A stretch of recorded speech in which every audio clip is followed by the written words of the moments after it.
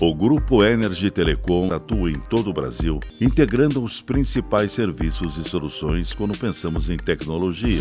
Você pode contar com o Grupo Energy Telecom, sempre a melhor solução.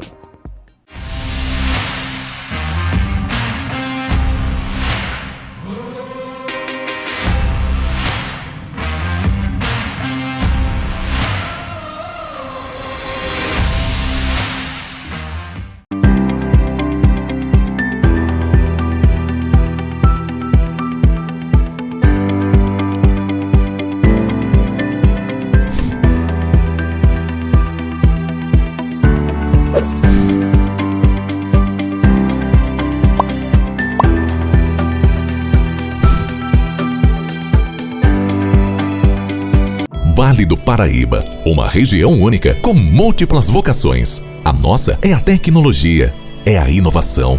Nós somos a NIP-BR. Trabalhamos para integrar, conectar, expandir, informar, entreter.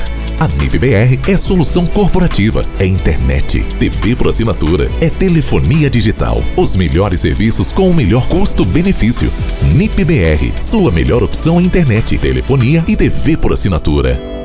Crescer de forma constante e acelerada. Isso é ser exponencial. Se esse é o objetivo da sua empresa, ela precisa ter a capacidade para inovar e escalar. Tinova, codificando para o futuro inteligente. Na era da transformação digital, a Tria Software é o seu parceiro ideal. Sendo uma empresa capaz de desenvolver projetos estratégicos de inovação, atuamos em fábrica de software, especialista em RPA, Robotic Process Automation, integração de sistemas, APIs, desenvolvimento de aplicativos e manutenção de sistemas. Tria Software, nós fazemos o que gostamos, desenvolver software.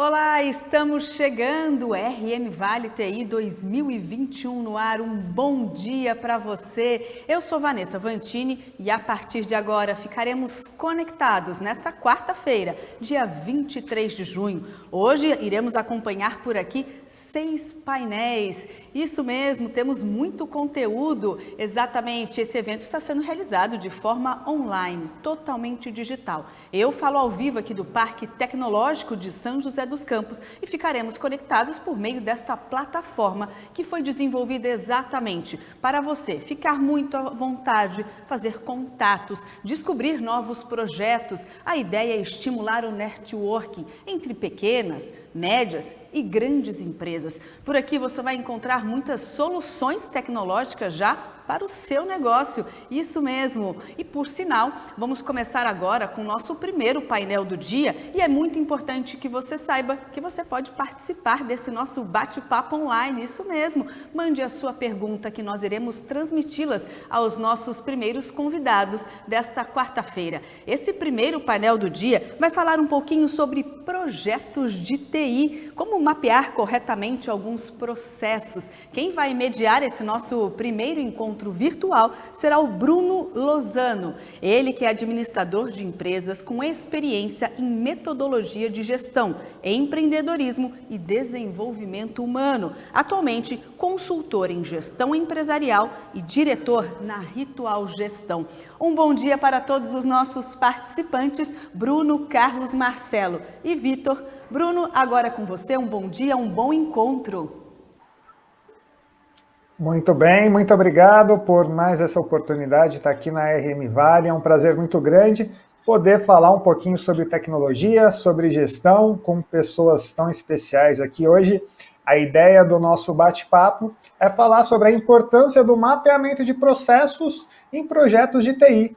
Afinal de contas, quanto mais claros estiverem esses processos, maior eficácia, maior eficiência para todos envolvidos em qualquer projeto. Né? E eu estou aqui com pessoas muito especiais, pessoas que vão enriquecer hoje o nosso bate-papo. Eu estou aqui com o Vitor Nunes, ele é sócio-diretor da empresa Data Misfits. Ele é uma empresa de data science especializada em desenvolvimento de modelos preditivos para auxílio de tomada de decisões. O Vitor, ele é engenheiro mecânico formado pela Universidade Federal de Itajubá e tem mais de 15 anos de experiência profissional. Eu estou aqui também com o Marcelo Moreira, ele é CTO na empresa Anima 4.0.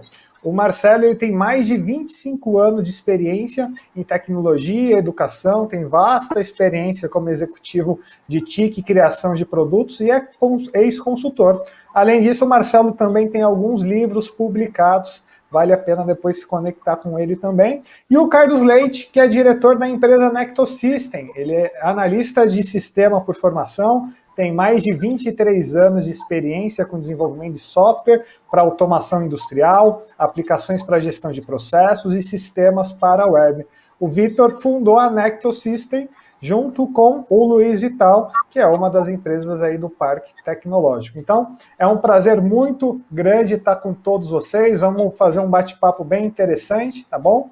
E a gente começa, você, além de moderar esse painel, você é um dos palestrantes, todos nós vamos falar um pouquinho aqui hoje, e eu vou começar falando sobre um tema muito importante, que é o tema de gestão para resultados. Afinal de contas, todas as empresas que aderem a um sistema de TI, todas as empresas que em si colocam um projeto para rodar, elas colocam em função de um objetivo, né? Fazer com que os seus resultados sejam atingidos, trabalhando de maneira eficiente, visando os seus objetivos, tá? Então, durante toda a minha carreira, durante toda a minha trajetória de empresário e consultor, eu pude perceber que aquelas empresas que tinham de fato um modelo claro de gestão, essas empresas tinham e possuem até hoje uma performance orientada para resultados. Então, eu gostaria de trazer esse modelo para vocês, para que durante a nossa discussão a gente consiga fazer essa conexão de uma maneira muito clara sobre como esses projetos de TI influenciam na gestão de uma empresa, tá? Então, eu começo traduzindo aqui um objetivo muito importante, que é o seguinte: qual que é o papel de um empresário? Qual que é o papel de um gestor dentro de uma empresa? É fazer com que o seu modelo gerencial ele seja orientado aos seus objetivos, às suas diretrizes, às suas estratégias, né? E a gente costuma dizer que existem 4 pilares essenciais, né, que fazem com que esses resultados sejam atingidos. Eu costumo dizer que o processo gerencial é como se fosse um ciclo infinito, né? Como é que se dá esse processo dentro de qualquer empresa? Não importa o porte, não importa o segmento, não importa a forma que esse negócio é conduzido. Empresas orientadas para resultado são empresas que possuem objetivos muito claros, né? Afinal, quais são os objetivos a serem atingidos? Por que eles são importantes? Onde que esses objetivos vai colocar a empresa dentro de determinado mercado, né? Não basta você ter objetivos muito claros, você precisa chamar, né, trazer à tona o seu planejamento estratégico, ou seja, quais são as ações, quais são os pontos, os projetos mais estratégicos que de fato vão fazer com que a sua empresa atinja resultados. Uma vez que esse planejamento está claro, é necessário entrar no campo de batalha, é necessário executar. Não basta ter o melhor planejamento do mundo se você, junto com a sua equipe, não executa essas ações. E, por fim, monitorar os resultados e repetir o processo, né? A gente conhece algumas metodologias que mostram este modelo de gestão de diversas formas. O PDCA, por exemplo, é uma delas, né? Então, quando você tem esse modelo muito claro, quais são os objetivos, quais são as ações necessárias, você executa esse plano e monitora para avaliar se os resultados estão sendo atingidos ou não, você tem um ciclo de gestão muito mais claro. Obviamente, esse é um visual muito simples, né, desse contexto todo, é necessário se aprofundar em cada um desses tópicos, tá?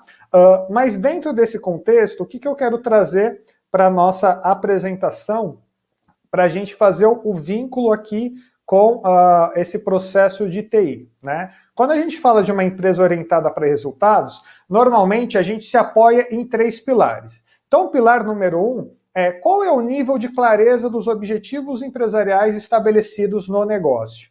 Quando a gente fala de clareza, a gente está falando de metas, a gente está falando de indicadores. Uma coisa é a visão do negócio, onde eu quero chegar. Outra coisa é quais são as métricas, como que eu vou mensurar esses resultados. O segundo processo, né, o segundo pilar, é justamente os processos chaves. Ora, se eu tenho objetivos muito claros, quais são os processos chaves? Quais são aquelas atividades mais estratégicas que, de repente, demandam uma automatização de processo, de modo que eu consiga chegar nesses objetivos? Quanto mais eficiente, quanto mais eficazes forem esses processos, maior a chance de eu atingir estes objetivos. Agora, não basta eu ter metas muito claras, processos muito bem estruturados, se eu não tenho um time, eu não tenho pessoas, eu não tenho uma liderança muito bem estabelecida. Então a gente costuma dizer que quando eu trabalho os 2 lados de uma moeda, que é muito importante, o lado de processos e o lado de pessoas,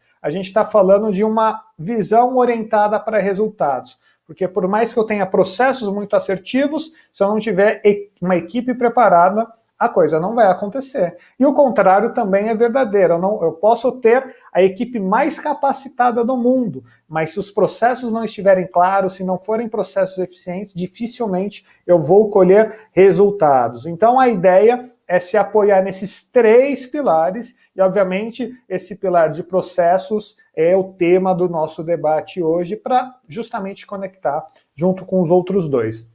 Para exemplificar, eu acho que tem uma frase que eu considero muito relevante, que é: o que não pode ser medido, não pode ser gerenciado. Então, se você é um gestor, se você é um empresário, olhe para esse slide com muito carinho e reflita. Será que os meus objetivos estão claros? Será que os meus processos estão bem descritos? Será que eu tenho um time realmente preparado para fazer o que tem que ser feito? Quando você trabalha esses 3 pilares, a chance de você colher resultados é muito grande. E aqui eu trago, né, como é que eu faço para justamente integrar esses 3 pilares. E aqui vamos trabalhar alguns exemplos. Então, por exemplo, se eu tenho uma meta, um indicador de volume de vendas, área comercial, qual que é o processo ligado a este indicador? Então, seria um processo de funil de vendas. Então, eu trabalho um processo de funil de vendas e tenho que colocar as pessoas certas para executar esse processo. Então, quando a gente fala do perfil chá, né, quais conhecimentos, habilidades, atitudes um bom vendedor precisa ter para executar o processo de funil de vendas e atingir a meta de vendas, né? Então, essa é a reflexão que o gestor precisa ter.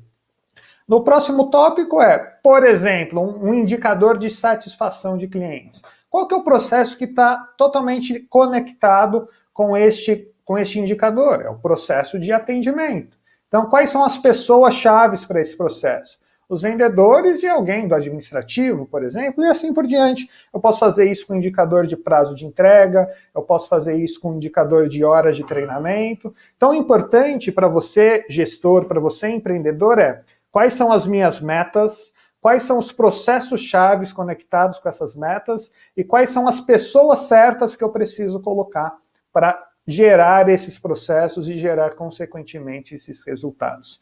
Então, como tem muita gente para falar, eu trouxe aqui uma apresentação muito rápida, muito objetivo, só para aquecer, para trazer esse debate à tona. Obviamente, se você quiser conhecer um pouquinho mais sobre o meu trabalho, conhecer um pouquinho mais sobre gestão, aí estão os meus contatos. Eu faço uma menção especial para o meu canal no YouTube, onde lá eu compartilho vários vídeos com temas sobre gestão, então fique à vontade para se conectar comigo e trocar algumas figurinhas, legal? Então agora eu gostaria de passar a palavra para o Carlos Leite, onde ele vai falar um pouco mais sobre esse processo, sobre como que a TI impacta na geração, né, desses pilares. Enfim, Cadu, vamos lá?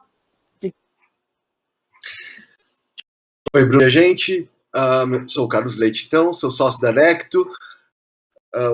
É um parceiraço nosso, né, para Data Science, Data Analytics. E vou começar aqui a apresentação falando um pouco, defendendo uma tese, né? Na gestão, os processos resolvem problemas e o software apoia os processos, né? Então, nos próximos minutos, eu quero explicar por que eu penso assim, né? Como o Bruno falou, os processos são muito importantes para você definir métricas, entender o seu negócio, saber como que você vai atingir seus objetivos, né? O que nós vemos no mercado, né, são as empresas que têm projetos de TI, né, tem uma taxa maior de sucesso quando você tem processos maduros. Esses processos não são necessariamente processos de TI, né, são os processos da organização, da empresa, né, com as métricas, como o Bruno já citou. Então, não delegue ao software o processo que você não definiu. As pessoas, vejo no mercado, gente comprando software, né, e seguindo simplesmente o que o software pede, né? E ali você vai ter que adequar toda a sua equipe a esse software, né? Então, e não o software a você, né? Isso não funciona só para software customizado, né? É possível nós comprarmos software de prateleira, vamos chamar assim, um software pronto, né? Mas sabendo o que eu espero daquele sistema, o que eu espero do software, baseado no meu processo. Então, para saber qual software comprar, você pergunta ao seu processo quais são as métricas, quais as regras, né, o que as pessoas da minha equipe são capazes de manipular, de como tá aquilo, como é organizado. Com esses parâmetros, eu vou para o mercado e vou comprar um software, ou vou decidir se eu vou mandar fazer um software customizado, né, se é um RP, para poder ter os parâmetros de escolha, né? Esse mesmo processo vai te ajudar a definir, né, as métricas e as regras de negócio desse software. Ele vai te ajudar a escolher os parâmetros, né, para fazer uma escolha bem feita, né? E até mesmo para você saber se essa escolha foi bem feita ou não, você tem que ter um processo, porque ele vai te dar as métricas para você colher os resultados e saber se foi efetivo ou não. Se foi uma boa escolha, se eu tenho que trocar, quanto vale a pena trocar, né? Quanto do meu processo o software tem que atender? Ele tem que atender tudo, né? Ele pode atender parcialmente. Então, para apoiar tudo isso, né, eu defendo o uso de Design Thinking, o X e Lean Inception, né? As empresas podem usar isso com mais profundidade, menos profundidade, mas é extremamente importante, né, que as pessoas discutam seus processos, né, tentem entender o que esse produto digital, como que ele vai interagir com esses processos, né, e como é que a equipe vai interagir depois com esse produto digital, né? Então, para isso, nós temos Design Thinking, o X e o Lean Inception. Tá? Bom, de novo, na gestão, o software não resolve problemas, ele vai apoiar processos, né? Não delegue para o software, não espere que o software resolva, né?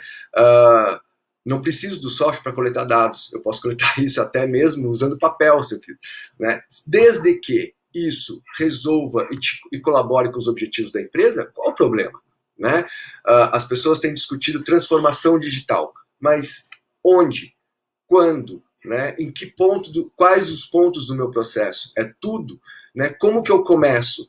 Olhe o seu processo. Sem a maturidade de processos dentro da organização, qualquer outro projeto, eu imagino, além do software, vai ficar muito difícil você colher ou saber se foi assertivo ou não. Tá? Bom, eu sou o Carlos Leite, faço parte do time da Necto Systems, né? Tá aí meus contatos, e vou passar a palavra agora para o Marcelo. Muito bacana, muito interessante perceber a importância, né, de ter aqueles processos claros, né, Carlos, para conseguir desenvolver um sistema com performance, com eficácia. Eu acho que cada vez mais, à medida em que os empresários e gestores perceberem a importância de um processo antes de sair correndo para o sistema, acho que qualquer implementação, qualquer projeto vai ter uma eficácia muito maior, né? Parabéns pela apresentação, acho que é uma pulguinha atrás da orelha que a gente tem que ter mesmo, mas vamos falar agora com o Marcelo, justamente para ele se aprofundar ainda mais nesse assunto e abordar esse tópico, né, Marcelo? Como fazer essa conexão, Marcelo, de processos com métricas, com objetivos? Parece simples, mas a aplicação é complicada, né? Bruno, é complicado sim. Eu vou dar um passo atrás aqui no que o Cadu trouxe aqui para a gente e também um passo atrás no que o Bruno falou, por causa justamente dessa importância dos processos. Na construção da ideia de um sistema de tecnologia que vai suportar esse processo. Então, eu vou falar um pouco antes do cenário, desse cenário na aquisição de software. Como esse terreno está e na grande maioria dos casos. É óbvio que a tecnologia faz parte do crescimento de qualquer empresa. É também mandatório que qualquer empresa surgida desde as décadas finais do século passado, elas se apoiem na tecnologia como estratégia de crescimento e de participação do mercado. Isso quer dizer que, além de infraestrutura, a empresa deve ter seus processos suportados por bons sistemas digitais. Na última frase que eu falei, há duas palavras fundamentais para a existência de qualquer empresa hoje em dia. Hoje em dia não, sempre. A primeira, processos. Desde que as empresas surgiram, até mesmo antes da existência das grandes corporações, os processos são a garantia da própria existência dessa empresa. É como se fosse a vida pulsando e gerando valores que vão ser comercializados de alguma forma. Está ligado ao como algo é feito. A segunda palavra que eu usei, sistemas. Hoje, a nossa visão liga totalmente à tecnologia, liga sistemas totalmente à tecnologia. Mas o que é um sistema? Vamos lá, o que é um sistema? Segundo o Google, é um conjunto de elementos interdependentes de modo a formar um todo organizado. Não é difícil concluir por esses argumentos pelo Google, o pai dos burros atualmente, que tanto processos como sistemas existem independentes da tecnologia. Os sistemas digitais, os softwares, como nós conhecemos hoje, fazem parte justamente da parte que a tecnologia oferta às corporações. Eles possibilitam a otimização dos processos e sistemas de quem os contratou. Mas uma conclusão que nós podemos tirar aí é que deve haver, então, processos e sistemas antes da chegada da tecnologia. Esse é o ponto.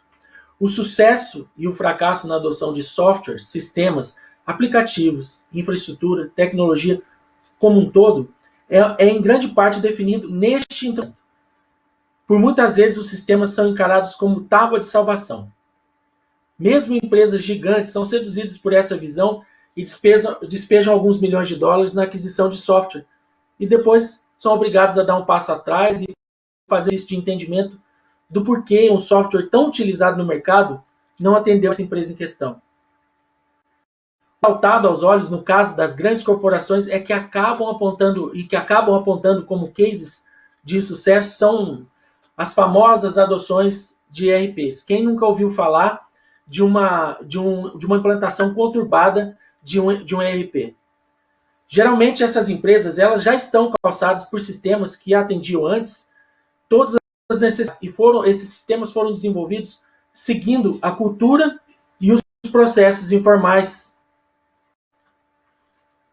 Para implantar um ERP ou qualquer sistema digital é mandatório que a empresa seja organizada, como bem colocou aí o Carlos, e que os processos estejam bem definidos e que os sistemas sejam funcionais e possam ser transferidos para esses ERPs sem grandes adaptações. Nos casos que deram errado ou nos que tomaram anos, às vezes até décadas, para serem implantados, a principal falha é que a empresa adequou seus processos em torno de sistemas e não os sistemas foram desenvolvidos em cima de processos mapeados, controlados, conhecidos. Aí a gente vai usar de uma metáfora velha conhecida nossa. Colocou-se a carroça na frente dos bois. Está funcionando. Os bois, ao invés de arrastar a carroça, eles empurram. No caso dos ERPs, esse tipo de software não vai se adaptar a isso. A empresa vai ter que se ajustar e é aí que o caos começa. Muitos usuários se revoltam porque antes funcionava e o novo aparentemente não funciona do modo como eles estão aculturados. Há um exemplo aqui próprio que eu vivi. Eu acompanhei a implantação de um ERP, do SAP, em uma indústria centenária no início dos anos 2000. Nunca presenciei uma implantação tão conturbada quanto aquela, com excelentes profissionais se dedicando a colocar esse ERP para funcionar, mas sem sucesso. E os usuários totalmente descrentes, e na tentativa de ajudar, eles sacavam planilhas de dentro das gavetas, o que tornava o processo ainda mais dificultoso. Muitos desses usuários que se envenenavam contra o insucesso do ERP contratado e chegaram até a fazer uma brincadeira, a reinventar a sigla ERP, que nós sabemos que significa Enterprise Resource Planning, ou, aportuguesando, Sistema Integrado de Gestão Empresarial. Mas, para os usuários daquela indústria, ERP significava Excel rodando em paralelo.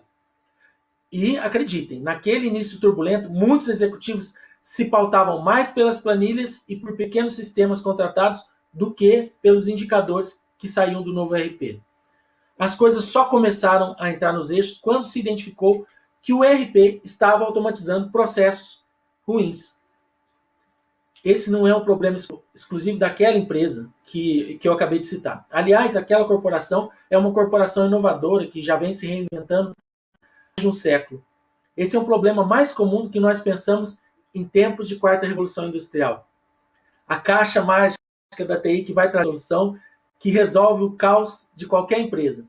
Essa é uma ilusão que tem feito escoar pelo ralo o dinheiro de muitas dessas empresas. O processo sério de adoção de sistema passa pela maturidade da empresa. Veja bem, maturidade da empresa. Uma empresa madura entende e tem mapeado os seus processos, não os processos de tecnologia, os processos da empresa. Isso facilita na hora de comprar um sistema. Seja, assim como o Cadu falou, seja ele um pacote ou uma solução tailor-made, uma solução feita para aquela empresa. Ele não vai salvar a vida de ninguém, mas vai se ajustar aos processos como se tivesse nascido junto com eles. Os processos presentes em tudo que nós fazemos. Para uma ação é importante que eles não sejam somente executados na forma orgânica, mas que eles sejam conhecidos, estudados e entrem num ciclo permanente de melhoria, como foi citado aí pelo Bruno no caso de adoção de PDCA. E também o Bruno trouxe um ditado aí que há muito tempo a gente ouve, que é apenas o que pode ser medido pode ser controlado. Que para uma corporação ter controle de seus processos e premissa básica de sobrevivência e de crescimento é esse controle. Esse controle significa justamente conhecer, melhorar ou encerrar um processo quando ele não for mais útil. Aí vale voltar no ponto em que eu coloquei que os processos existem antes da tecnologia. A tecnologia virá justamente para otimizar, para aproveitar as oportunidades de melhoria, ou muitas vezes para descortinar a necessidade de que um processo seja construído e um antigo seja extinto. Aí a gente tem uma brincadeira aí muito conhecida também. No Pronal do Templo de Delfos está cunhada uma frase que já foi explorada em todos os setores das nossas vidas, principalmente naquelas palestras motivacionais. E esse ditado que está cunhado lá diz o seguinte: conhece-te a ti mesmo. E ele serve também para pessoas jurídicas, para empresas. Esse autoconhecimento vai diminuir com certeza todos os males que afetam as corporações nos dias de hoje. As falhas de comunicação, o desperdício de energia, a motivação dos colaboradores, e com certeza vai ser um diferencial na hora de comprar um sistema. A implantação não vai ser traumática, vai dar a cultura e os objetivos vão ser atingidos com efetividade. Eu vou trazer 3 casos em que, em algum momento, a empresa teve que se olhar e fazer um exercício de autoconhecimento. A GE, nos anos 80, sob a batuta do Jack Welch, que, quando assumiu, fez uma limpa em vários setores da empresa e apontou de volta para sua vocação original. A Apple, com o retorno do Steve Jobs, ela voltou a fazer o que fazia no início, quando acabando com linhas de montagens inteiras e voltando a desenvolver poucos produtos, mas com as principais características da empresa, inovação e bom gosto. E por último, um exemplo mais recente, a Budweiser, símbolo norte-americano que foi comprado pela Embev, que quando viu o que tinha comprado, percebeu que no pacote tinha até parque temático. Imediatamente, essa empresa foi reorientada para sua vocação original, que era fabricação de cerveja. Se isso acontece lá no ambiente macro, a empresa se perde, imagina no micro. Quantos processos tomam atalhos para atender necessidades que não fazem parte do core da empresa? ou outros que ignoram necessidades que não são percebidas, mas que com certeza impactam no resultado final. Para que a empresa se conheça, seus processos têm que também ser conhecidos, medidos e controlados. Com certeza, isso não é uma tarefa fácil, mas é mandatório para empresas que querem crescer e se firmar no mercado. Essa empresa que se autoconhece, conhece suas necessidades, sabe o que precisa para suportar seus processos, seus sistemas, essa empresa está pronta para comprar ou desenvolver os softwares, os sistemas digitais que ela precisa. As implantações ocorrerão sem traumas e com o engajamento dos usuários, uma coisa que é bem difícil. E a tecnologia vai ser como ela precisa ser, transparente para os usuários. Pois também tem um dito popular aí no meio das corporações que quando a TI aparece é porque alguma coisa está errada. Bom, foi esse a minha contribuição para o nosso bate-papo aqui. Como já foi apresentado, sou Marcelo Moreira, está aí os meus contatos. Faço parte desse time de parceiros e foi um prazer falar com vocês. Bruno, estou devolvendo a palavra. Muito bom, Marcelo. Parabéns pela apresentação. Acho que está ficando bem claro agora aí para a audiência, para o público, a importância de estabelecer processos antes de pensar em softwares, antes de pensar em soluções, como o próprio Marcelo disse, não dá para colocar a carreta nas frentes dos bois, né?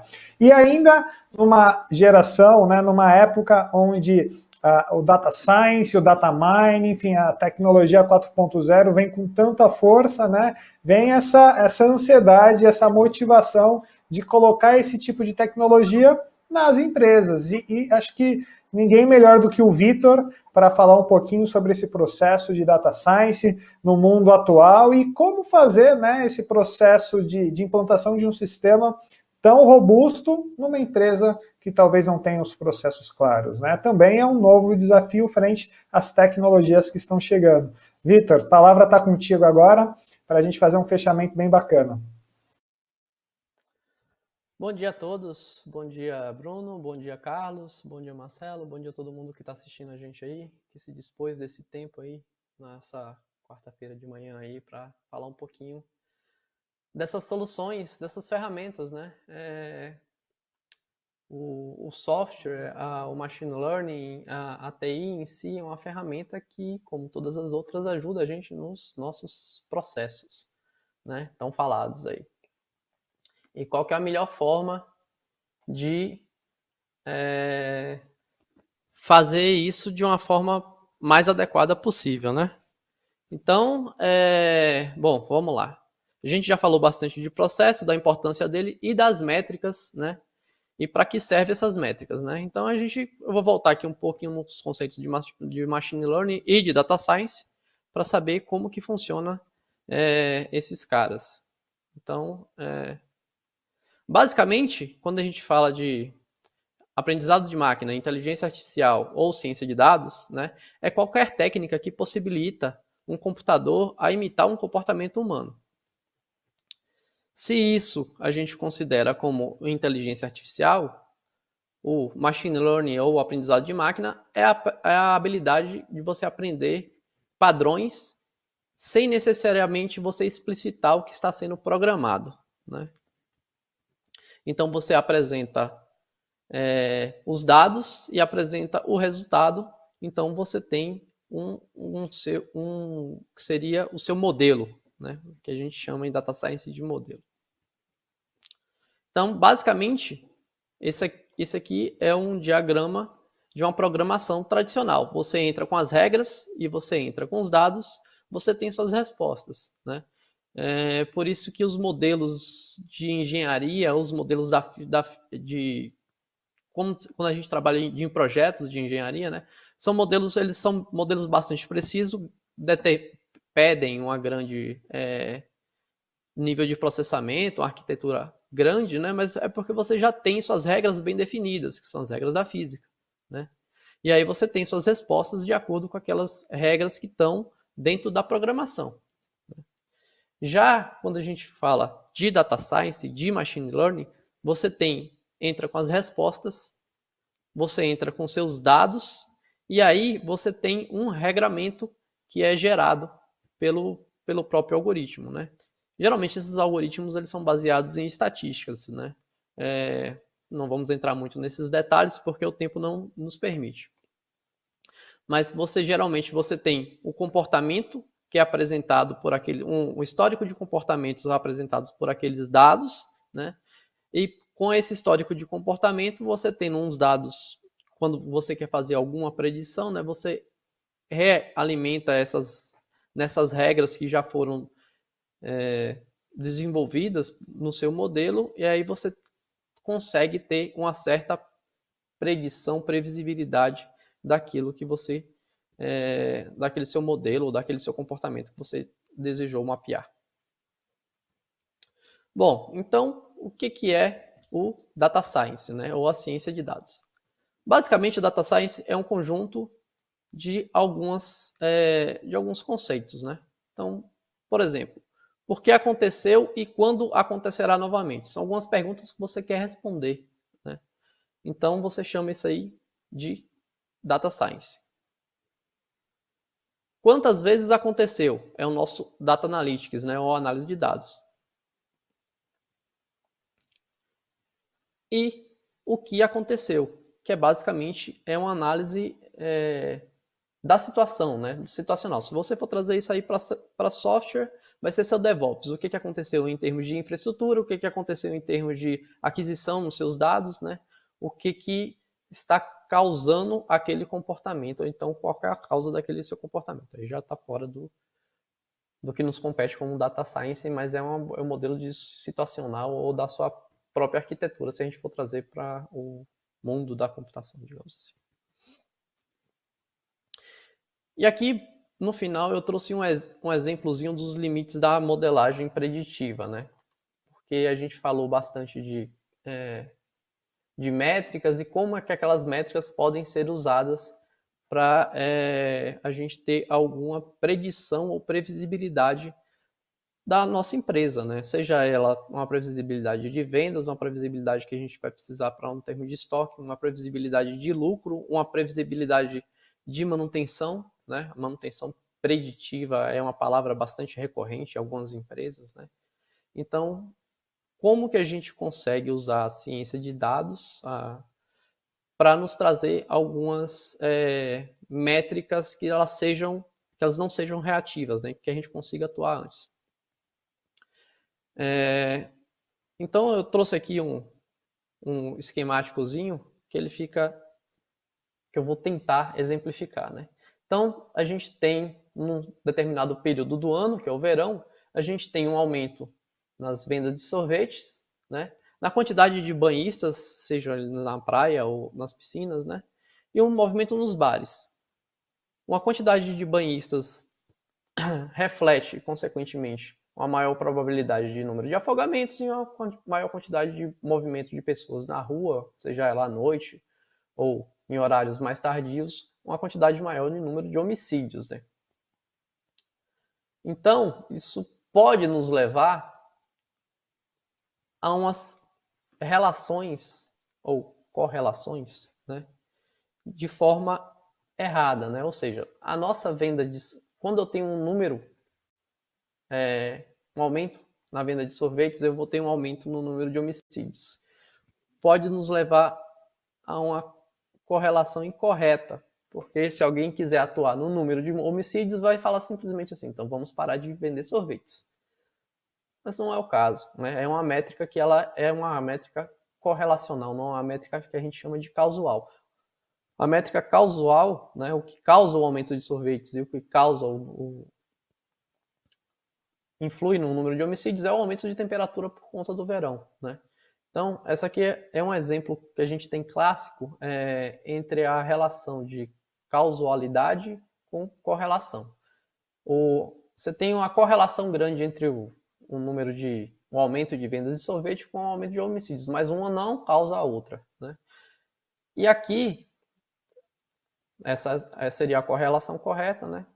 E a gente trazendo isso aí para a nossa empresa, né, a gente pode voltar lá no que o Bruno começou a discutir no início desse nosso dia aqui, E a gente pode trocar o verão pela nossa empresa, a venda de sorvete pelas nossas vendas, os banhistas seriam os nosso atendimento, número de afogamentos, possivelmente os clientes atendidos, a nossa movimentação em bares seria a logística da própria empresa e, por fim, os prazos que nós temos que cumprir, né? Então, assim, fazemos essas medidas, né? Conseguimos correlações em que a ciência de dados ela pode nos ajudar a predizer, não necessariamente o que é causal, mas o que é correlacional, né?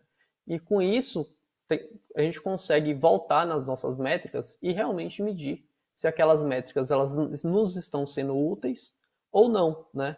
Nós simplesmente colocamos aquelas métricas e nós estamos simplesmente realimentando uma métrica que não nos dá poder preditivo.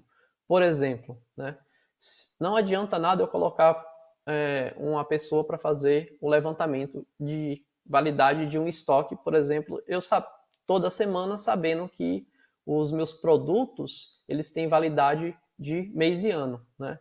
Então, assim, eu estou perdendo o meu tempo e o tempo do meu funcionário, porque eu sei que naquele mês provavelmente ele vai gerar o mesmo relatório, só eu estou sendo repetitivo, né? Então, assim, mesmo que em algum momento você tenha um ou outro produto que fuja desse padrão de prazo de validade, por exemplo, não necessariamente, provavelmente você vai estar fazendo uma métrica que ela seja, digamos assim, é uma métrica que ela vai ser recorrente, mas não necessariamente ela vai estar medindo, né? Então, com a ciência de dados, com data analytics, com a modelagem preditiva, a gente consegue dizer se nossas métricas elas estão sendo úteis para as nossas tomadas de decisão, e aí a gente consegue retestar essas métricas, né? Então, assim, meus modelos estão refletindo o que o que situacionalmente está acontecendo ou não, né? Eu preciso reavaliar minhas métricas, reavaliar meus modelos, criar novas métricas, né? Para que ele realmente consiga me dar uma condição de fazer uma tomada de decisão antecipadamente a um evento que eu quero evitar ou perseguir um evento ou perseguir um resultado que eu quero atingir, né? Isso é basicamente os primórdios do pouco de um data science, né? De uma ciência de dados, de como que ela pode ajudar a gente.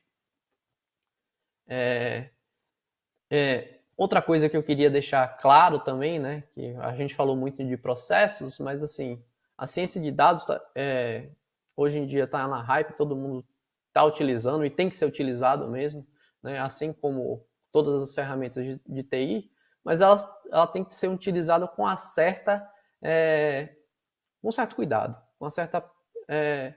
porque como a gente fala usualmente, né, quando você tem colhe dados ou você está limitando aquele modelo de uma forma precária, você não tem bons dados, sua coleta de dados não é uma coleta de dados bem feita, você não tem uma boa curadoria, você não tem uma boa engenharia de dados, não necessariamente aquela sua modelagem ela vai ser uma modelagem representativa, uma modelagem eficaz, né? Então, assim, cuidado nos seus dados, né? Cuidado na coleta de seus dados, tenha muita certeza daquilo que você está alimentando para fazer seu modelo, senão você não vai ter métricas que não vão métricas e modelos que não vão te dar o resultado esperado, né? Esse tipo de situação é bastante recorrente, eu encontro bastante na hora que o pessoal procura Data Misfits para fazer modelagem. A primeira coisa que a gente faz é como que está seu dado, você tem que organizar seu dado, você tem que trazer isso para um padrão, porque você vai estar sempre revisitando essa captura e reanálise de dados, né? Isso é bastante importante para o seu negócio. Independente do que ele seja ele venda, seja ele uma indústria de produção. Se você quiser usar Data Science, tenha em mente que seus dados têm que estar organizados e formatados, né? E aí você sim vai conseguir fazer um Data Science de qualidade. Bom, esses aí são meus dados. Quem quiser saber um pouquinho mais sobre a Data Misfits, quem quiser saber um pouquinho mais sobre o trabalho que a gente desenvolve, tá aí, estamos aí à disposição. Eu queria agradecer mais uma vez o Bruno, o Marcelo e o Carlos, o Cadu, por esse convite, né? Essa discussão que eu acho que é extremamente saudável. Eu acho que a tecnologia está aí, nós temos que usá-la e abusá-la, né? Mas temos que ter consciência de que, como toda ferramenta, né, nós temos que ter os cuidados para usar qualquer ferramenta. Então, assim, para não cairmos nas armadilhas que qualquer empresário, qualquer empresa geralmente cai, né? E fala, não, eu vou usar essa ferramenta aqui e vai resolver minha vida. Não. Ela vai te ajudar, né? Mas se você não souber usá-la, ela provavelmente vai ser mais um obstáculo do que uma ferramenta em si, né? Só a ferramenta se torna um obstáculo, né? É isso aí. Legal. Vou devolver a palavra para o Bruno para a gente voltar aí às nossas considerações finais. Muito bom, parabéns pela apresentação. Gostei muito do exemplo que você trouxe ali, né, da questão do verão, dos sorvetes, dos homicídios. Eu acho que deu uma clareza muito grande e a realidade é essa, né? A gente tem a tecnologia avançando cada vez mais, né? Mas como traduzir e trazer isso para a realidade dos nossos negócios, né? E talvez nós estejamos discutindo aqui a realidade dos pequenos e médios empresas, né? Onde essa questão de processo, essa questão de software é ainda mais complexa, né? E aí eu queria abrir agora, nós temos a nossa reta final, os 15 minutos finais, né, do nosso painel, justamente para fazer bate-papo, para trocar figurinha, trocar informações. Eu acho que todos nós aqui trouxemos informações bem importantes. Eu queria começar esse bate-papo com essa pergunta, começando ali com o Cadu, né?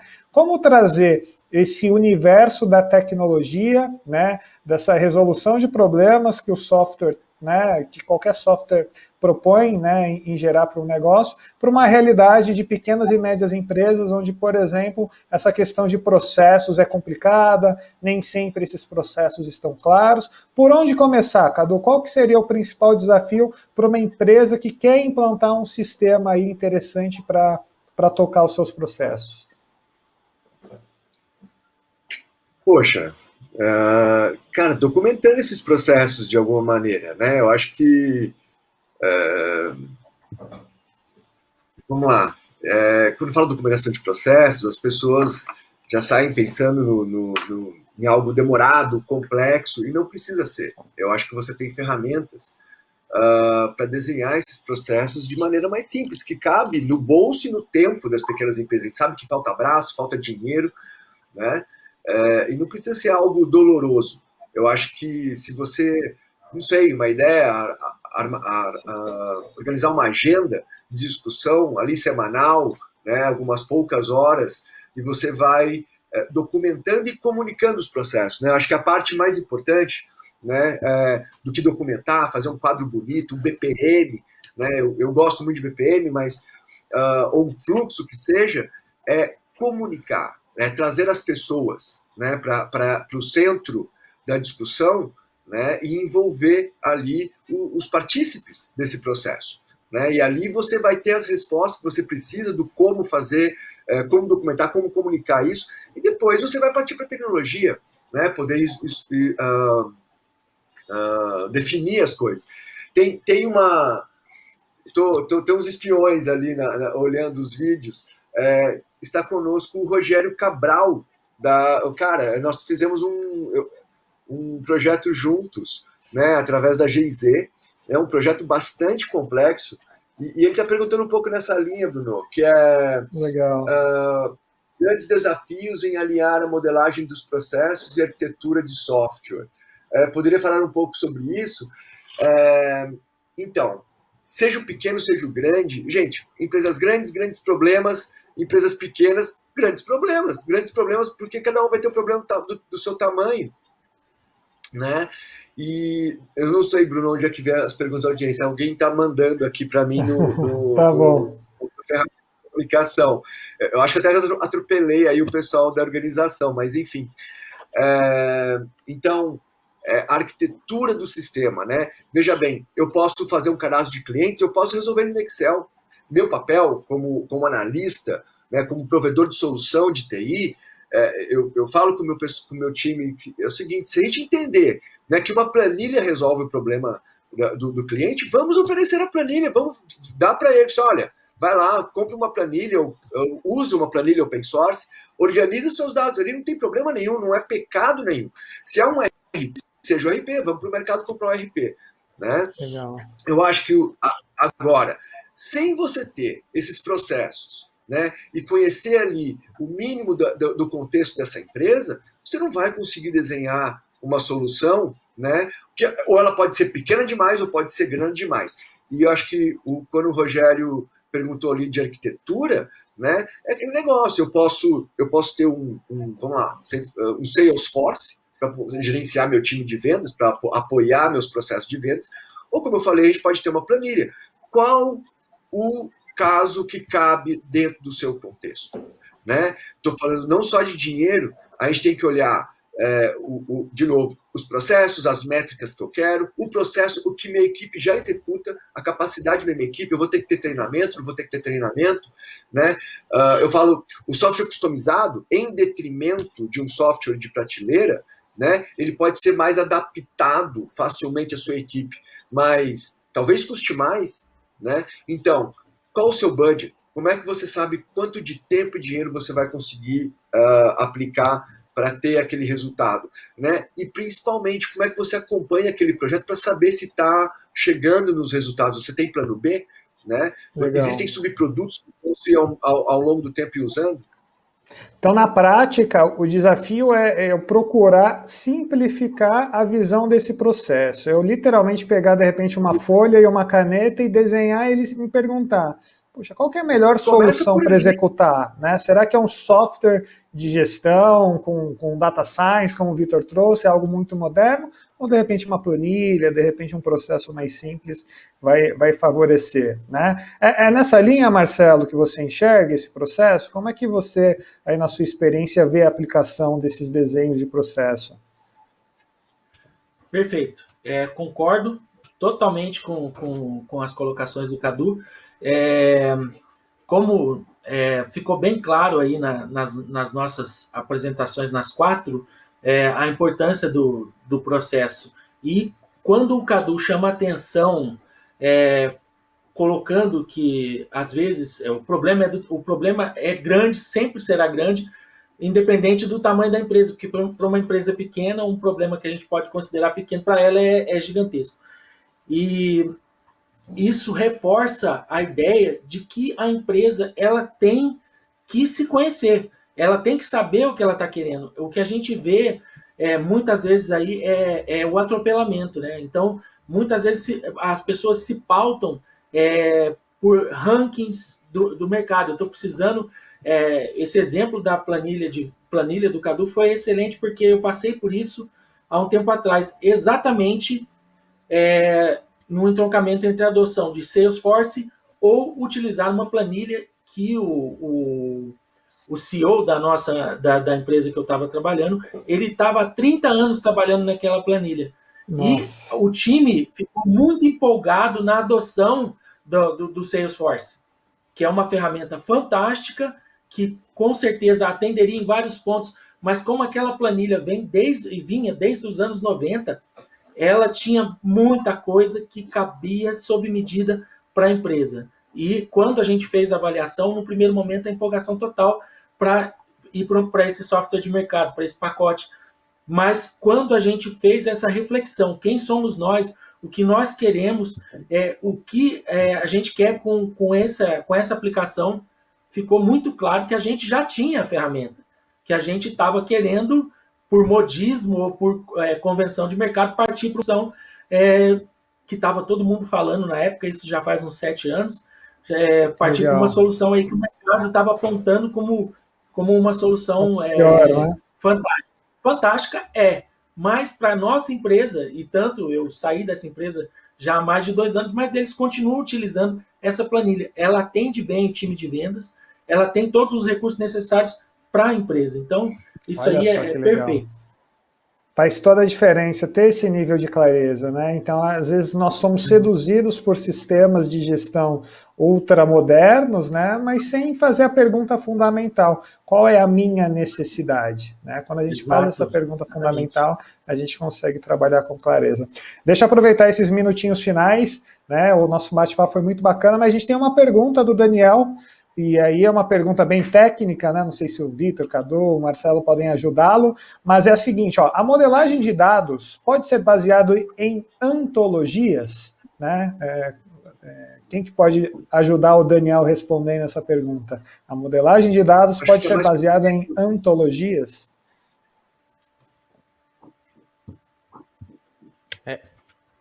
Antologia mesmo? É dados históricos, é isso? Não sei se o Daniel está aí ainda online, alguém está vendo aí? Ou seria ontologia? Eu acho que faz parte. Eu acho que faz parte. A ontologia faz parte da modelagem de dados, com certeza. A história da empresa, ela faz parte. A história da empresa faz parte do que a empresa é. Então, ela faz parte. Ela não deve ser a única bússola de orientação para a modelagem de dados. Mas, com certeza, ela faz parte, sim, da modelagem de dados. A gente não pode perder, a gente não nasceu hoje. A gente tem aí um tempo já de existência. Se a gente nasceu hoje, a gente vai começar a construir isso daí. Então, se a gente acabou de nascer, também a gente não tem condição de chegar adquirindo um software. Ou se a gente está nascendo e a gente já vai ter que partir utilizando algum software, a gente sabe, a gente já tem uma história que fez essa empresa nascer. Então, eu acho que cabe a antologia, mas não só ela. Ela é ferramenta. Tá. O Daniel usou a palavra preditiva. A pergunta era se a modelagem preditiva pode ser baseada em ontologias. Ou seja, a predição futura. Certo. E aí Vitor? Modelagem, quando a gente fala de predição... O histórico influencia. Quando você fala em modelagem, você sempre fala em histórico, né? Você tem que ter um histórico é o que eu apresentei lá, né? Você tem que ter os seus dados e seu comportamento, né? Então, para você ter aquele modelo. Se você não tiver histórico, você não vai conseguir fazer uma modelagem, né? Uma modelagem preditiva baseada nos conceitos de machine learning, né? Você consegue fazer uma modelagem se você tiver o regramento físico, né, da computação tradicional, né? Para um determinado processo, sei lá, eu quero determinar uma velocidade. Todo mundo sabe qual que é a fórmula da velocidade, dado uma determinada aceleração e uma distância, né? Isso aí é um regramento que a gente tem da matemática hoje em dia. Eu não sei se ele quis falar antologia ou ontologia, porque é a questão dos indivíduos, né? Essa classificação de indivíduos. Você consegue fazer uma classificação também, né? O Data Science, ele cobre tanto a parte de predição de causa e efeito, né? A partir de um comportamento anterior, quanto a parte de classificação, desde que você apresente os seus indivíduos, suas classes, seus atributos e seus indivíduos e a relação entre eles e os inputs, né? Eu acho que isso aí cobre todo... Bom, desde que você tenha esses dados bem organizados e esses dados bem estruturados, né? Porque não adianta você ter esses dados sendo em fontes diferentes ou em parâmetros diferentes, ou desde que você considere isso desde sempre em suas análises. Perfeito, Vitor. Bacana. Bom, a gente tem mais uma pergunta da Marília, mas eu não sei se vai ter tempo suficiente. Eu vou tentar responder, Marília, em tempo recorde aqui, que é como lidar com a resistência das mudanças no contexto das organizações, né? Eu vou trazer um pouco da minha experiência, porque sempre que nós queremos trazer algo novo, seja uma metodologia, seja um sistema, seja uma inovação, nós vamos enfrentar resistência, isso é natural, da característica humana, tudo que nos tira da zona de conforto, vai gerar resistência. Então, eu acho que você pode se apoiar sempre nos porquês, né? Por que eu quero implementar um software? Por que eu quero implementar uma metodologia? Por que eu quero, né, fazer uma reestruturação? Quando você coloca o porquê à frente das ações, normalmente as pessoas conseguem ter uma visão um pouco mais clara da mudança. E mesmo que desconfortável, elas se tornam, aí ficam mais predispostas a mudar, porque o porquê está muito bem claro. Tá bom? Pessoal, queria agradecer demais. Oi? Acho que um fator importante para você diminuir essa resistência a mudanças é justamente chamar o time todo para participar, né, para discutir. E aí eles participam do processo, tendem a entender melhor o porquê das mudanças. O Bruno também já fez uma consultoria dentro da Necton, né? Então, assim, essas daqui são palavras dele. Então, trazer o time para dentro das mudanças, né? Fazer... O Design Thinking fala muito disso, né? O UX trabalha isso. Então, é trazer... O Design Thinking é o design centrado nas pessoas. Então, traga as pessoas para dentro da discussão da mudança e a resistência vai ser melhor. Elas vão entender e vão participar ativamente dessa mudança. Isso é muito importante. Show. Eu acho que colocar o porquê e o envolvimento, né, o pertencimento, eu acho que isso faz toda a diferença em qualquer processo. Né? Pessoal, quero agradecer... Desculpa, Vitor, é que o pessoal está me pressionando aqui só no chat. Só para enriquecer, que assim, a ciência de dados ela só existe também na hora que você tem um conhecimento grande dos seus dados, das ferramentas computacionais e do seu processo. Não adianta nada ser um excelente cientista da computação, um excelente cientista de dados, se você não está entendendo para que serve aquele modelo que você está aplicando. Então, eu acho que isso cobre todo o espectro do que a gente falou hoje. Só isso. Legal, Vitor. Legal. Eu acho que é isso, né? A gente tem que simplificar na mentalidade do processo, do sistema, né? E deixa que a complexidade os próprios softwares resolvam, né? Então, se a gente simplificar o modelo mental, a gente consegue trabalhar bem. Bom, queria agradecer demais o Cadu, o Vitor, o Marcelo, a toda a equipe da RM Vale. Foi realmente um painel extraordinário. Uma pena que o nosso tempo acabou, né? Passou muito rápido. Espero que todos vocês que estão acompanhando tenham gostado. Enfim, eu sei que as dúvidas ficam, a vontade de conhecer um pouquinho mais também, mas vocês já têm aí os nossos contatos. Fiquem 100% à vontade de nos procurar, de se conectar. Acho que um dos principais objetivos desse painel, além de gerar conteúdo, é gerar conexões. Então, estamos aqui, eu falo por todos, né, 100% à disposição para gerar mais valor e gerar novas conexões, tá bom? Então, mas é isso, agradeço a todos, deixo a palavra com a organização do evento e espero vê-los, quem sabe, o ano que vem, mais uma vez, num painel aqui da RM Vale. Muito sucesso para todos vocês. Obrigado, Cadu, Vitor e Marcelo. Foi show o nosso bate-papo. É isso aí, Bruno. Esse nosso primeiro encontro do dia foi bom demais, passou rapidinho mesmo. Eu também agradeço a participação de todos vocês. Falamos aí um pouco de TI, processos, a importância de conhecer a empresa para fazer as escolhas certas, né? Alcançando aí as necessidades de cada um. Foi muito bom, recebemos muitas perguntas, isso é muito importante também. E eu reforço, nem todas as perguntas são respondidas aqui de forma ao vivo, online, mas vocês estão com os contatos aqui dos nossos participantes.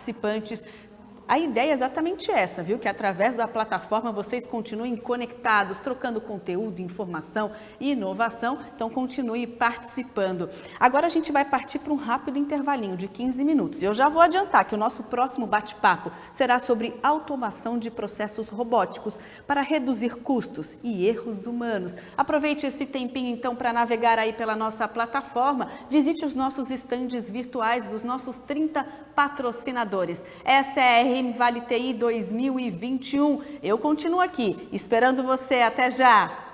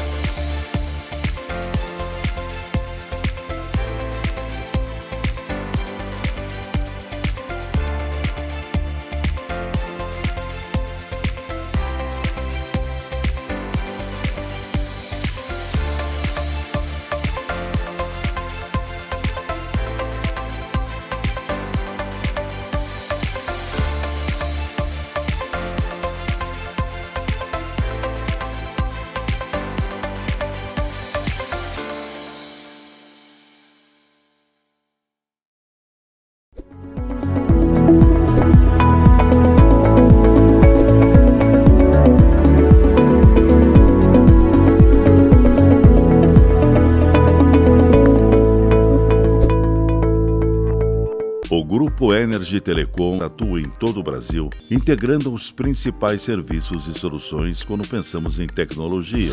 Você pode contar com o Grupo Energy Telecom, sempre a melhor solução.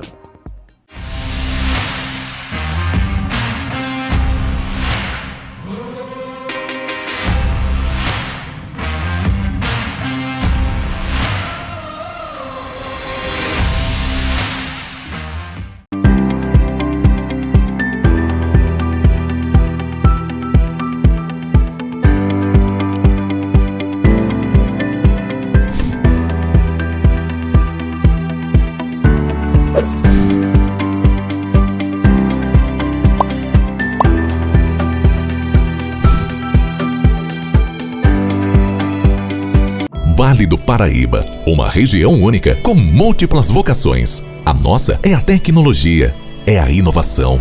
Nós somos a NIP-BR. Trabalhamos para integrar, conectar, expandir, informar, entreter.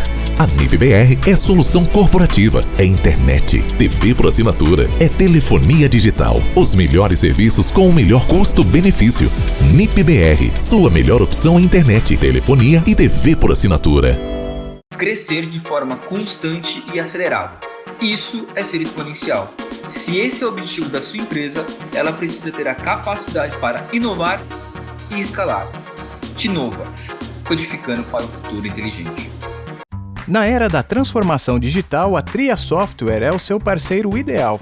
Sendo uma empresa capaz de desenvolver projetos estratégicos de inovação, atuamos em fábrica de software, especialista em RPA, Robotic Process Automation, integração de sistemas, APIs, desenvolvimento de aplicativos e manutenção de sistemas. Tria Software, nós fazemos o que gostamos, desenvolver software.